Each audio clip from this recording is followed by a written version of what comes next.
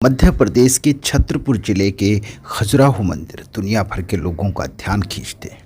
लेकिन इसी जिले का एक गांव गढ़ा पिछले कई सालों से अलग तरीके से लोगों का ध्यान खींच रहा है। वजह है बागेश्वर धाम के धीरेन्द्र शास्त्री, जिनके भक्त उनमें एक चमत्कारी देखते हैं और विरोधी अंधविश्वास फैलाने का आरोप लगाते हैं।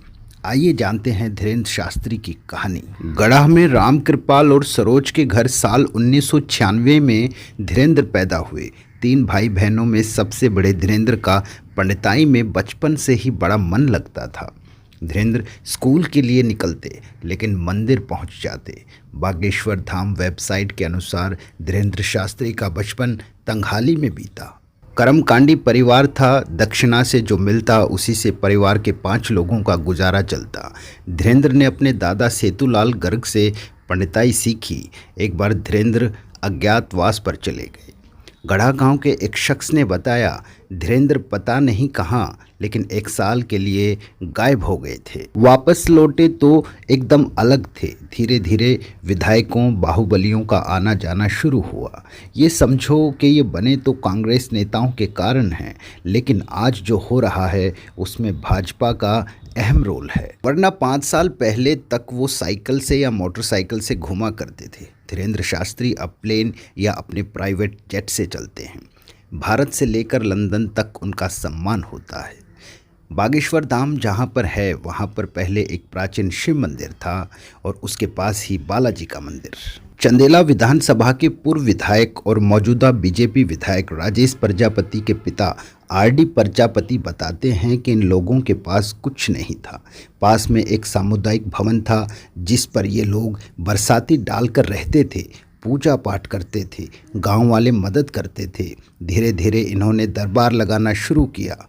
धीरेन्द्र के आगे बढ़ने में इंटरनेट का भी बहुत अहम रोल है। सोशल मीडिया पर आज उनके लाखों समर्थक हैं। धीरेन्द्र के दरबार में जाने के लिए टोकन लगाना पड़ता है। धीरेन्द्र के बढ़ते असर के चलते अब गढ़ा गांव में व्यावसायिक गतिविधियां भी तेज हो रही हैं। इसके साथ ही ज़मीन पर कब्जा करने के आरोप भी धीरेन्द्र शास्त्री पर लगते रहे हैं। आरडी प्रजापति आरोप लगाते हैं कि गांव में एक तालाब था जहां पर मुर्दे जलते थे, उस पर कब्जा कर लिया। गाँव के सामुदायिक भवन पर भी कब्जा कर लिया। ये ऐसा इलाका है जहां आज भी अंधविश्वास है। 5 रुपए के लॉकेट को 5,000 तो कभी 51,000 में बेच दिया जाता है। ऐसे ही करोड़ों में खेल गए, ऐसे ही इनका व्यवसाय चलने लगा। धीरेन्द्र शास्त्री के समर्थकों में स्थानीय नेताओं के अलावा कैलाश विजयवर्गीय, महाराष्ट्र के डिप्टी सीएम देवेंद्र फडणवीस, मध्य प्रदेश के गृह मंत्री नरोत्तम मिश्रा और नितिन गडकरी शामिल हैं। धीरेन्द्र शास्त्री पर अंधविश्वास फैलाने के आरोप हाल के दिनों में और बढ़ गए जब अंधश्रद्धा निर्मूलन समिति के श्याम मानव ने धीरेन्द्र शास्त्री को उनके द्वारा चुने हुए लोगों के बीच चमत्कार दिखाने की चुनौती दी थी। बाद धीरेन्द्र शास्त्री के कार्यक्रम रद्द करने और वक्त से पहले खत्म करने और मीडिया की खबरों में आने का सिलसिला शुरू हुआ। अपनी सभा में धीरेन्द्र शास्त्री भूतों को भगाने का दावा करते हैं। वो मन से बुदबुदाते हैं, फूंक मारते हैं। इस पर धीरेन्द्र कहते हैं कि मैं कुछ नहीं करता, ये सब बालाजी की कृपा है। धीरेन्द्र भक्तों की समस्या के अलावा फिल्मों पर भी बात करते हैं और हिंदू राष्ट्र बनाने का दावा करते हैं। 2 जनवरी 2023 को धीरेन्द्र ने कहा कि आज हमने भारत के इतिहास में नया नारा बनाया है, तुम मेरा साथ दो, हम हिंदू राष्ट्र बनाएंगे। मई 2022 में धीरेन्द्र का एक वीडियो बड़ा वायरल हुआ था। वीडियो में एक शख्स धीरेन्द्र के पैर छूते दिखता है। इस पर धीरेन्द्र कहता है कि छूना नहीं, हमें अछूत आदमी हैं। बाद में उन्होंने इस वीडियो के बारे में कहा कि उन्होंने ऐसा इसलिए कहा क्योंकि उनके पास बालाजी की गदा रहती है और वो सब में राम को देखते हैं। ऐसे में किसी को पैर छूना उनको सही नहीं लगता। इससे अलग भी धीरेन्द्र के कुछ बयान चर्चा में रहे, जैसे सरकार कब तक गिराएगी बुलडोजर से, अब हिंदुओं को गिराना होगा। आप सोच रहे होंगे कि आखिर जो करता है धीरेन्द्र वो आखिर क्या है। इस सवाल के कई जवाब हैं। इस पर खुद धीरेन्द्र कहते हैं कि हम कुछ नहीं करते, सब बालाजी की कृपा है। श्रद्धालु इसे चमत्कार कहते हैं और विज्ञान इसका बिल्कुल उलट जवाब देता है। एक कला होती है जिसका नाम है मेंटलिज्म। इसे माइंड रीडिंग भी कहते हैं, यानी दिमाग को पढ़ना। इस कला को जानने वाला इंसान सामने वाले के हाव भाव से उसके दिमाग को पढ़ सकता है।